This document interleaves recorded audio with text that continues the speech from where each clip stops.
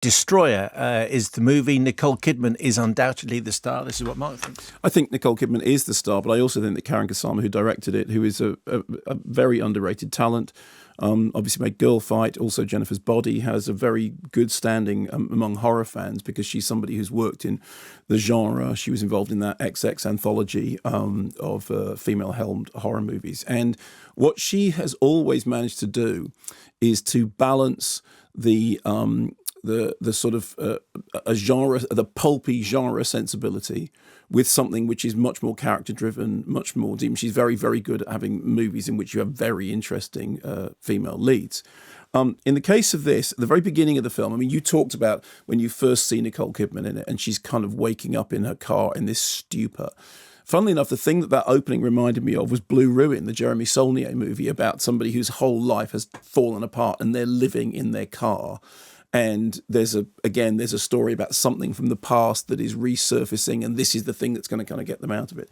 So when you first see her, she has this face that looks like it's been simultaneously drowned, sandblasted, and sun-dried. I mean, it's really extraordinary, and her eyes look translucent. She looks at death's door. Yeah, she looks very unwell.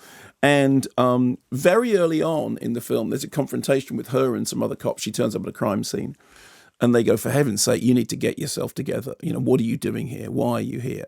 And she says very flippantly, what if I know what this is? And they go, yeah, fine. They've all basically had enough of her. And then, as Nicole Kidman described, then the story flip-flops back and forth between the present day and a story in the past in which there was an undercover sting, that we know something happened, we know that there is some guilt, and we slowly see that story unfolding in tandem with the modern day story in which a protagonist from that original backstory somehow appears to have resurfaced. Brilliant performance, incidentally, by Toby Kebbell, who is sort of snake-like and slimy, but in a way which is kind of completely believable.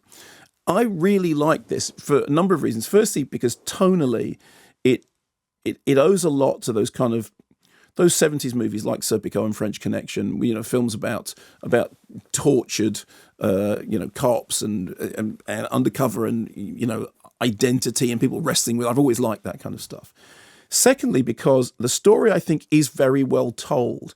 The back and forth between the past and the present is sort of delineated not only in terms of the narrative beats, but also in terms of the way the film looks. I mean, somehow the past looks saturated and rich, and the present looks like it's in the aftermath of some catastrophe, and the whole colour scheme brilliantly, I think, echoes that. I also think it's important that at the heart of it there is this relationship between her character Erin and the daughter Shelby, who Erin is in terrible fear that Shelby will sort of repeat the mistakes of her mother, that her mother has at some point become derailed. And we're not entirely sure how that happened until the film sort of starts to reveal these things. But there is this palpable sense of, wanting to make sure that the past doesn't repeat itself, wanting to make sure that something isn't handed down from mother to daughter and thence onward. And I think you get that emotional investment so that even, as you were saying, talking about playing an unsympathetic character, I mean, a character who is completely rattled, a character who, in the same way as Harvey Keitel's Bad Lieutenant, has done so many bad things and is going to actually continue to do so many bad things because they've now got, people keep saying you need to move on. People keep saying you need to get over it, but that doesn't happen. And there's almost this sense that what's happening to Erin's character in the present day is, Nicole Kidman talked about it being, moving towards redemption, but that's a redemption which involves going through the pit of fire.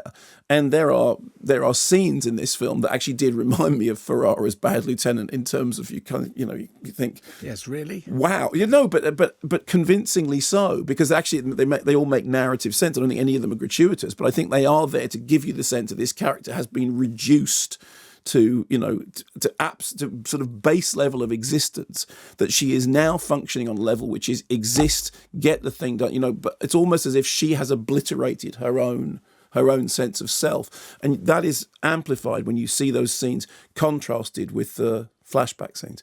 And I went into this having been told by some people that, the Nicole Kidman performance is absolutely the best thing, but I think her performance is great. But I think the movie is much more than a great performance. I think it's a well-told story by a director who is underrated, and I think it has a sensibility that I really like. That kind of 70s nihilism, the grit, the feeling under your fingernails, and I thought it was really good. I wondered whether CGI got involved in making her look thinner than she is, because her clothes just hang off her. And the way there's nothing of her. I think it's the clothes, and I think the way she walks, that she looks like she's been weighed down by a ton of bricks, that somehow she's like a sort of hobbled pack horse or something, I think is really well done. The movie's Destroyer. We have Richard E. Grant.